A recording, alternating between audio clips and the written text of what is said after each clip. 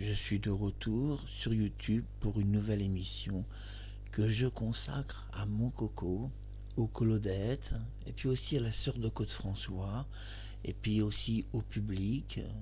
Si par hasard vous avez cliqué sur cette vidéo, alors c'est que une information vous intéresse, c'est savoir comment est mort Côte François, s'il est mort, s'il est toujours en vie quelque part, et puis s'il est mort, comment est-il mort?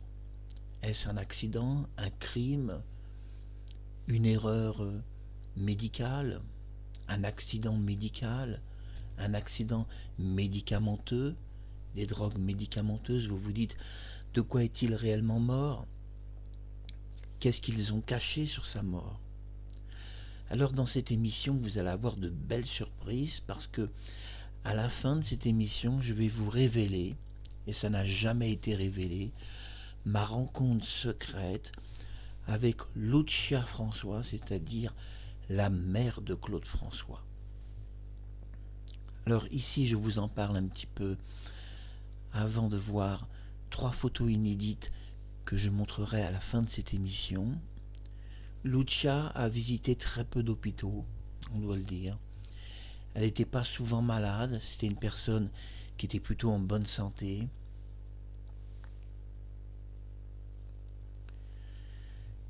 Et elle s'est cassé le col du fémur. Bon, elle est morte, elle est décédée. Mais dans un hôpital dont je ne peux pas vous dire le nom pour des raisons de sécurité puis aussi de vie privée, j'ai rencontré la mère de Côte François. C'était un petit matin, très très tôt, je suis arrivé, il devait être 7h du matin ou 8h. Le jour se levait et la fenêtre commençait à montrer la lumière du jour. C'est à ce moment-là que, dans une chambre semi-sombre, j'ai eu un dialogue secret avec la mère de Côte François qui évidemment ne sera jamais révélé sur aucun site parce que c'est la vie privée. Mais je vais vous en toucher un mot, on va dire un résumé. Mais il était important de comprendre que la mère de Côte François a fait une déclaration qui est très intéressante dans le film de Samy Pavel. Elle a dit, je ne sais pas pourquoi, parce qu'elle était médium, elle a dit, je vois que mon fils, Côte François, n'est pas mort, et que finalement, il ouvre la porte du jardin, et il vient me dire la vérité. Il a attendu longtemps, mais il a fini par me dire la vérité. C'est vrai que ce film de Samy Pavel a marqué les gens parce que on découvrait dans ce film Marie-Thérèse, ses confidences sur la mort de Côte François, et puis les confidences de Kathleen, on va reparler de Kathleen, et puis les confidences aussi de Michel Drucker, qui expliquait dans le film de Samy Pavel que Côte François se réveillait à 3h du matin alors qu'il ne dormait pas de toute façon pour éplucher toutes les factures de son personnel.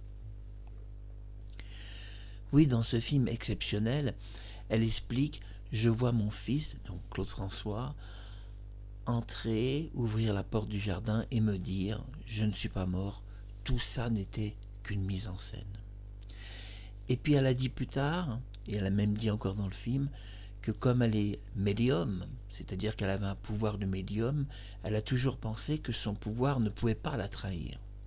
Et que c'est elle qui avait raison, que Claude François n'était pas mort. C'est magnifique de dire ça dans un film de Samy Pavel, qui était un film documentaire, un des plus beaux qui a existé. D'ailleurs, ça a été un film de cinéma, un vrai film documentaire, diffusé en salle de cinéma en France et diffusé en plein Paris. Je vais vous parler d'un extrait d'un livre, L'histoire d'une revanche, de Josette, c'est-à-dire Marie-Josée François. Pourquoi je vais vous lire un petit passage du livre? Parce qu'on va mettre au clair certaines choses. Sur la mort de Côte François, on va avoir besoin de ce livre.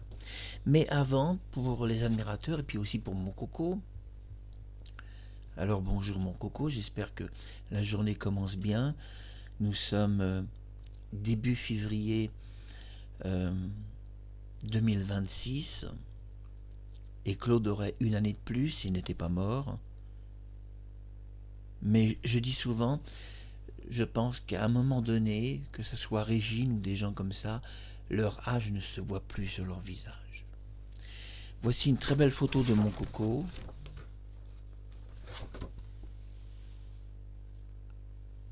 Voilà, j'aime beaucoup cette photo parce que ils sont beaux tous les deux.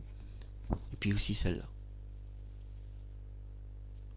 Voilà, Claude François Junior. Alors, où se trouve-t-il? Parce que vous allez me dire, les deux se ressemblent tellement.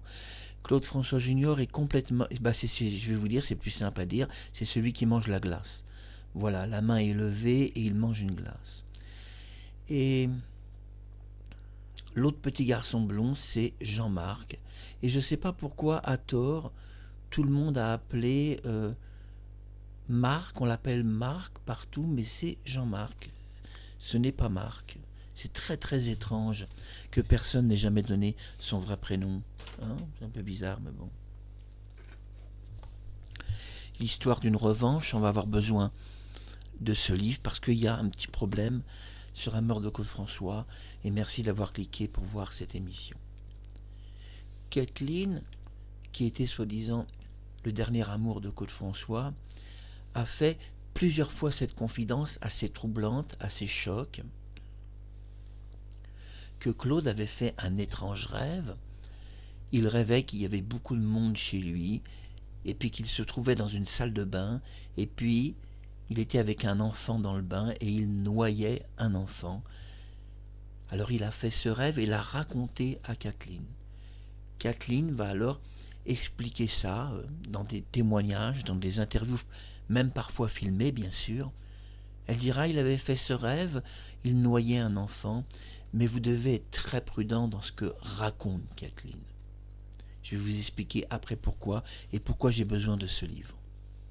Vous devez être très prudent dans ce qu'elle a raconté, que Claude lui a confié qu'il noyait un bébé dans une salle de bain et qu'il avait fait un mauvais rêve. Vous devez être très prudent de ce que Kathleen vous dit. Nous avons vu dans le film de Samy Pavel qu'elle se contredit beaucoup avec Marie-Thérèse. Et que à partir de ce moment-là où elles se contredisent autant, vous devriez être très prudent de tout ce qu'on vous raconte. Alors selon Kathleen, Claude François lui a confié en personne qu'il avait fait un cauchemar, un mauvais rêve et qu'il noyait un enfant dans sa salle de bain. Ça, c'est sa version. Malheureusement, c'est pas si vrai. Et je vais vous expliquer après pourquoi, détail par détail. Jean-Pierre Bourter, la même chose. Jean-Pierre Bourter, on doit savoir que le 11 mars 1978, c'est lui qui a acheté le cercueil. C'est lui qui a mis Claude François dans son cercueil. Et s'il sait quelque chose que vous ne savez pas sur sa mort, c'est Jean-Pierre Bourter.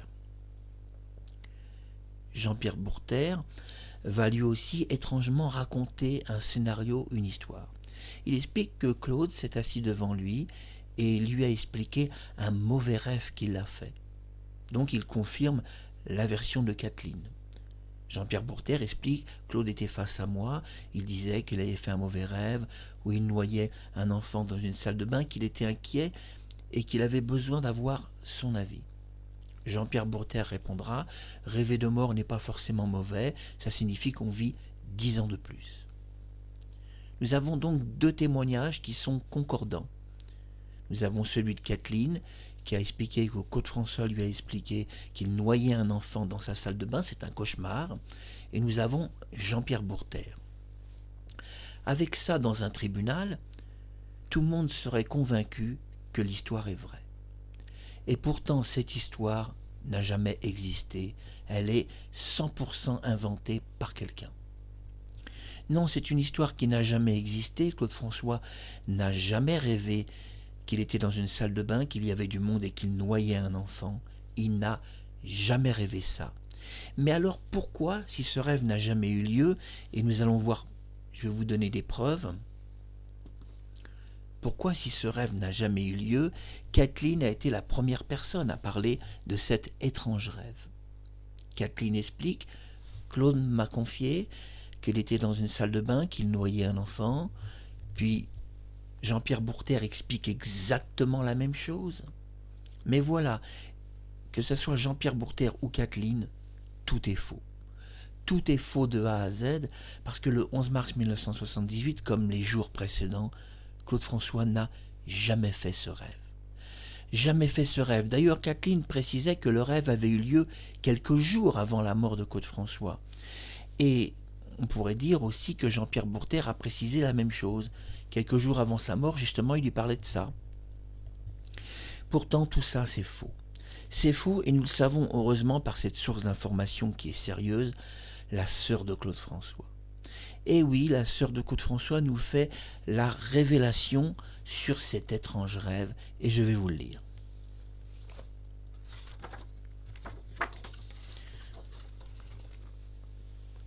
Nous voyons sur la page qu'il est écrit samedi 11 mars 1978. La page ne possède pas de numéro, donc je tourne 238. Vous voyez ? Attention, c'est pas grave. Voilà, je fais attention parce que le livre possède une double pochette, je vais la retirer.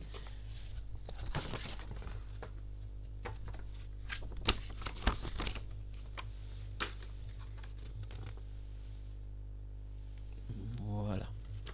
J'ai retiré la pochette parce qu'elle risque de s'abîmer. Samedi 11 mars 1978, pourquoi je prends le livre de la sœur de Claude François? Donc je répète le thème de cette émission. On nous explique, que ce soit Kathleen ou Jean-Pierre Bourter, que Claude François donc se serait confié sur un mort. Non, ça va pas du tout, je vais être beaucoup plus clair. On nous explique que ce soit par le témoignage de Kathleen ou le témoignage de Jean-Pierre Bourter, j'essaie de bien séparer les deux personnes, que Claude François aurait confié à ces deux personnes, mais d'une façon individuelle et à des jours différents, je précise mieux les choses, qu'il aurait lui-même fait un rêve où il noyait un enfant dans une baignoire. Bien sûr, l'idée est de nous renforcer qu'il y a eu un accident dans une baignoire. Parce que dans les faits réels, je le dis à mon coco, Claude François n'a jamais fait aucun rêve, ni cauchemar aussi terrifiant qu'il prendrait un pauvre petit bébé innocent pour le noyer. Non, c'est Kathleen d'ailleurs qui va sortir en tout premier cette version. Et puis Jean-Pierre Bourter va la reprendre mot pour mot. Mais dans les faits réels, Claude François n'a jamais noyé personne dans sa salle de bain.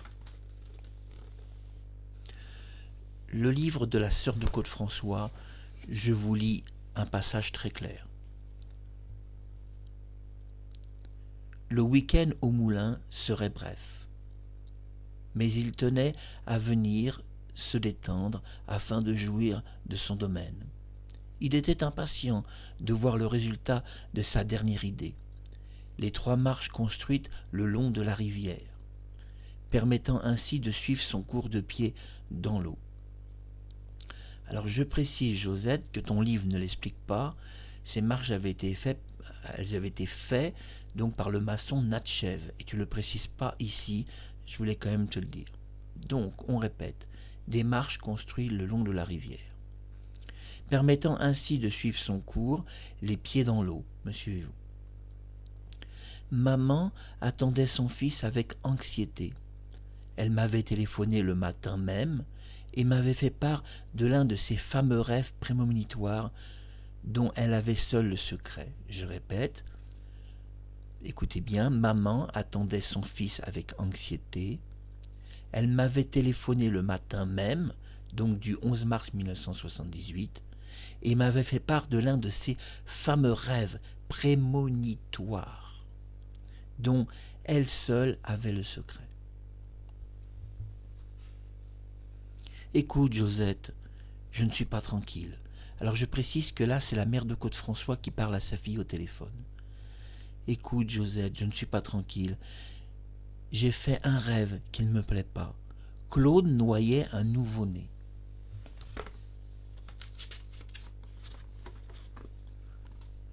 Je répète, Claude noyait un nouveau-né dans la baignoire du 46 boulevard Exelmans. Je tentais de l'empêcher, je lui disais « Tu es fou, tu vas le tuer, laisse cet enfant ». En me retournant, j'ai vu que sa chambre était remplie de monde. Je me demandais pourquoi il y avait tous ces gens. Je voulais qu'il s'en aille. Je regardais Claude à nouveau, qui s'acharnait toujours sur le nourrisson. « Arrête, devant toute cette foule, toi qui aimes tant les enfants, je ne comprends pas. Ensuite, je me suis réveillée.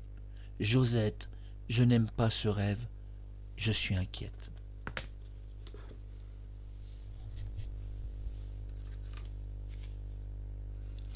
Source d'information, la sœur de Claude-François. 11 mars 1978. Alors, j'interpelle la sœur de Claude-François, puisque ce rêve a été fait par ta mère, et non par ton frère, et que ce rêve a été fait dans la nuit du 11 mars. On est alors étonné que Kathleen a expliqué que plusieurs jours avant, Claude-François avait fait un rêve qu'il noyait un enfant dans sa salle de bain, et qu'il était inquiet. On est aussi étonné que Jean-Pierre Bourtère présente la même version. Le rêve que vous avez raconté, je le dis, que ce soit Kathleen ou Jean-Pierre Bourtère, n'est pas un rêve que Claude-François a fait. Ce rêve a été fait par sa mère. C'était à dire aussi sur la mort de Claude-François. Mais comprenons bien une chose, ils ont voulu, si vous voulez, nous persuader que Claude-François était mort dans sa salle de bain, et pour nous persuader, la seule solution était que Kathleen explique que Claude-François lui-même avait fait ce rêve. Alors que Kathleen a menti à tout le monde. Le rêve, ce n'est pas Claude qui l'a fait, mais sa mère, et ce rêve a été fait dans la nuit, en fait, du 10 mars, pour le préciser. Et d'ailleurs, Josette avait répondu au téléphone, « Ne t'inquiète pas, Claude est en Suisse, c'est un mauvais rêve. » Je précise aussi ce petit détail. On est très étonné de Kathleen, qu'elle raconte que Claude-François lui a dit qu'il a fait ce mauvais rêve. Très étonné que Jean-Pierre Bourtère nous raconte le même baratin, qu'il lui a dit en face qu'il avait fait ce mauvais rêve. C'est très étonnant que les deux témoins qui sont dans l'appartement nous expliquent que Claude a fait un mauvais rêve, qu'il noyait un enfant dans une baignoire. Et c'est Kathleen qui l'a dit en premier.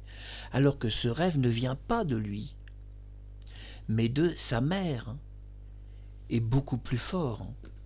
Sa mère n'a jamais confié à Claude-François son rêve. Non, ce rêve a été confié uniquement à la sœur de Claude-François et pas à Claude lui-même. Il n'a jamais eu la connaissance de ce cauchemar, de ce mauvais rêve. Ainsi, je dis à la sœur de Claude-François, il y a eu dans la mort de ton frère un baratin, c'est-à-dire une manipulation de la part de l'entourage de Claude-François. Et la manipulation commence par Kathleen.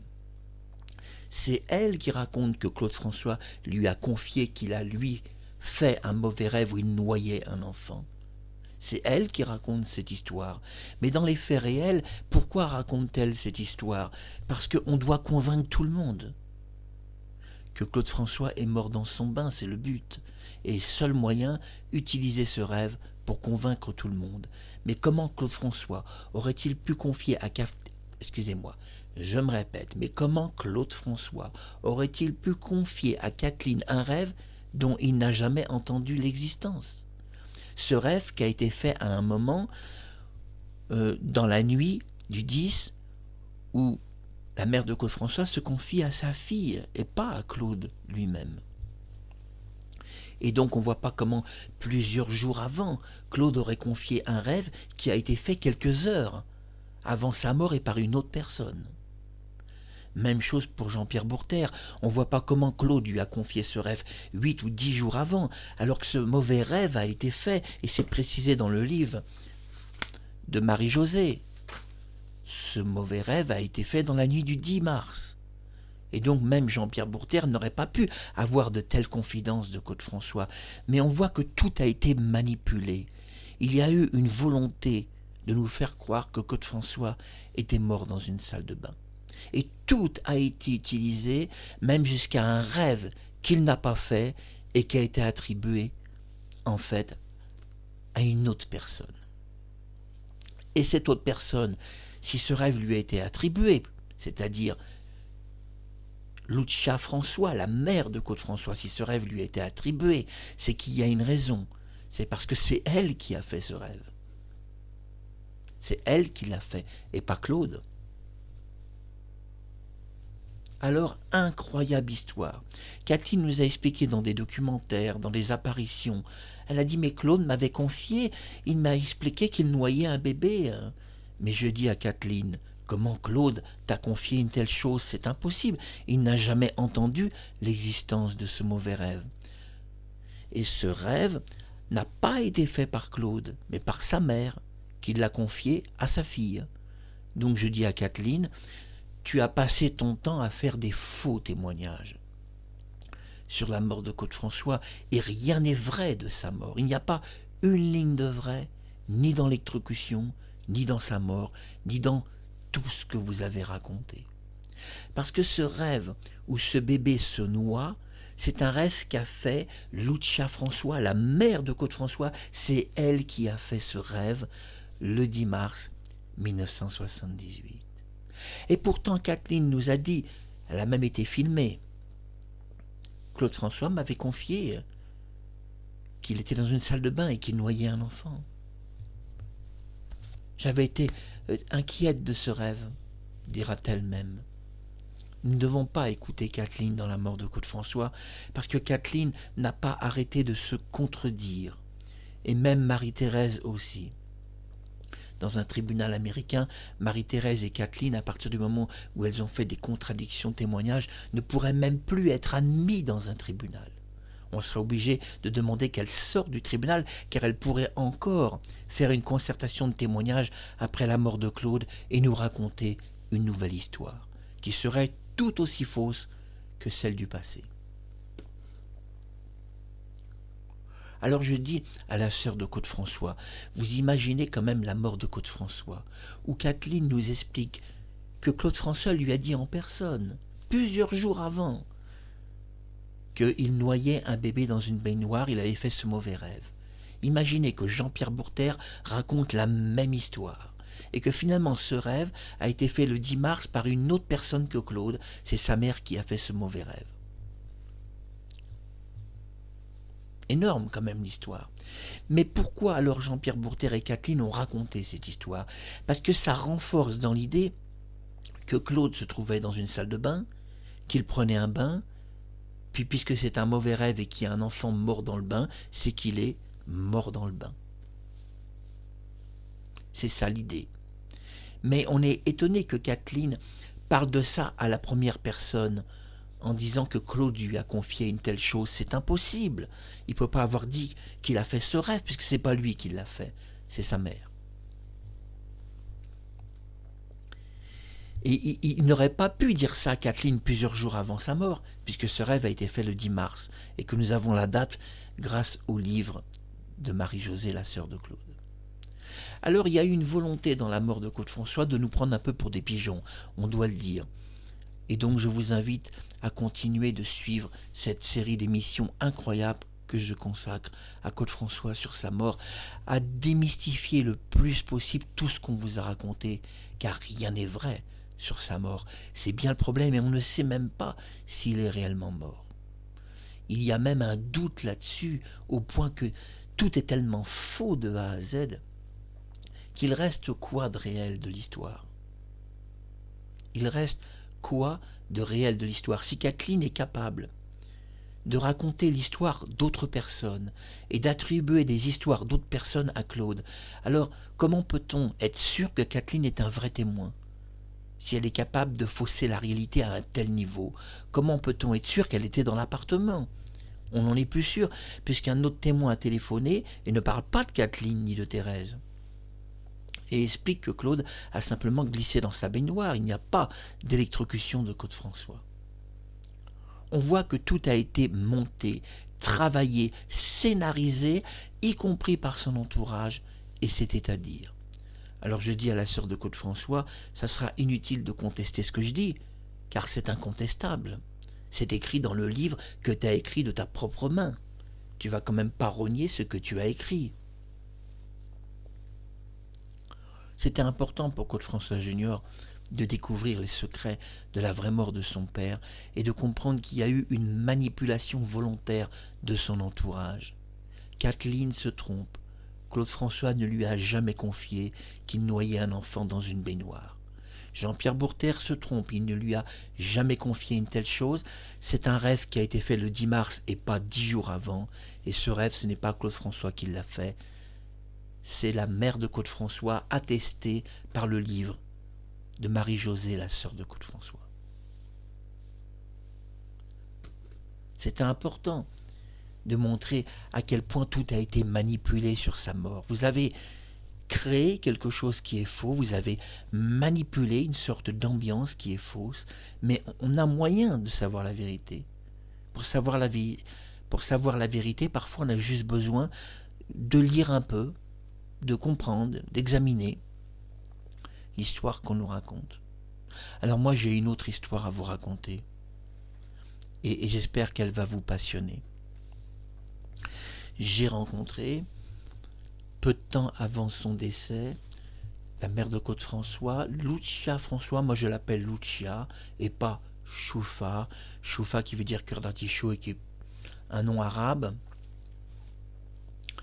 J'ai rencontré la mère de Claude François, nous nous sommes rencontrés en secret, je le dis à la sœur de Claude François.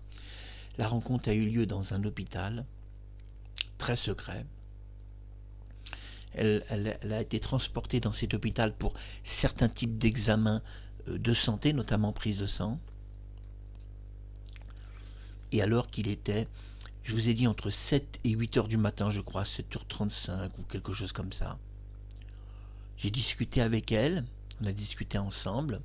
Je suis resté avec ta maman, parce que là je m'adresse à la sœur de Claude, je suis resté avec elle environ 35-40 minutes, peut-être un peu plus.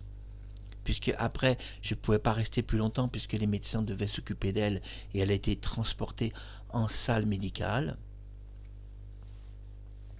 Donc comment s'est passée cette rencontre? Tout à fait chaleureuse. J'ai pas été interdit par l'hôpital, c'est important, et surtout j'ai eu le droit de venir dans des heures de visite non autorisées. Évidemment, c'est elle qui a accepté tout cela, parce que vous savez qu'on ne peut pas rentrer dans ces hôpitaux, on ne peut pas visiter des chambres, c'est interdit, sauf si la personne est d'accord. Et Lucia, donc c'est comme ça que moi je l'appelle, la mère de Claude François, était d'accord pour qu'on discute un peu ensemble. Je vous révèle 3 photographies que personne n'a jamais vues, même pas Sylvia Borg, que vous connaissez sous le nom de Danny Borg. Alors on va voir ensemble ces 3 photos et je vais vous les commenter. Et je vais couper ma caméra. Je me trouve avec Lucia Eugénie François, la mère de Claude François, très belle, charismatique. Elle était donc dans un hôpital pour des raisons de sécurité et de vie privée. Je ne peux pas vous donner le nom de l'hôpital, c'est secret. Donc là, sur la photographie, je suis photographié juste derrière elle. Je lui tiens les 2 mains, ça ne se voit pas, mais c'est les 2 mains. Nous voyons qu'il y avait placé au niveau du poignet donc une perfusion parce qu'elle avait des problèmes de santé. Elle portait une petite paire de lunettes parce qu'elle avait des problèmes de vue. Ça, c'est la photo noir et blanc inédite. Maintenant, voici la photo de couleur. Vous voyez, la photo couleur est prise sur un plan beaucoup plus large, 16/9. Nous voyons un grand lit d'hôpital. Voilà, vous voyez cette très belle photo que personne n'a jamais vue, c'est très secret. Et même mon coco n'a jamais vu ça, même pas les Claudettes. Et même pas la sœur de Claude François, elle n'a jamais vu ça. Et nous allons conclure par cette photo de profil. Voilà. Il était tôt le matin, la lumière du jour commençait à se lever. Et je suis très heureux de vous montrer donc ces photos inédites où je suis photographié avec la maman de Claude François sur son lit d'hôpital.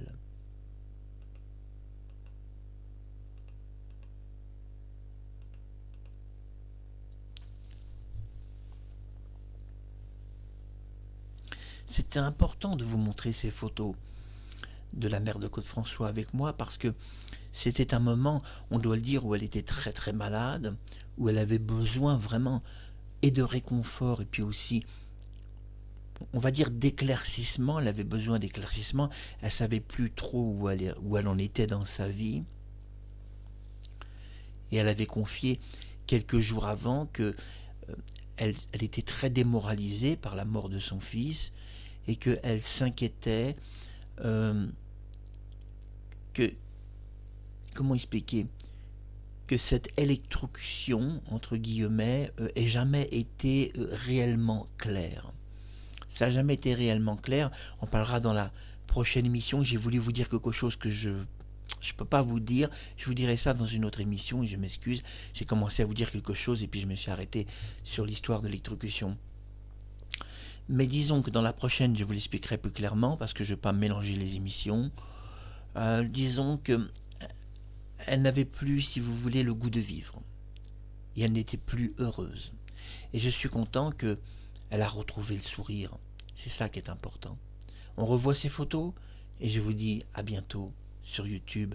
Et bisous à mon Coco et à la sœur de Claude François et aux Claudettes. À très bientôt. Et surtout, bonne santé à tous. Photo 1.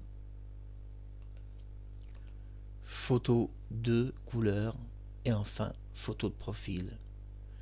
À bientôt sur YouTube.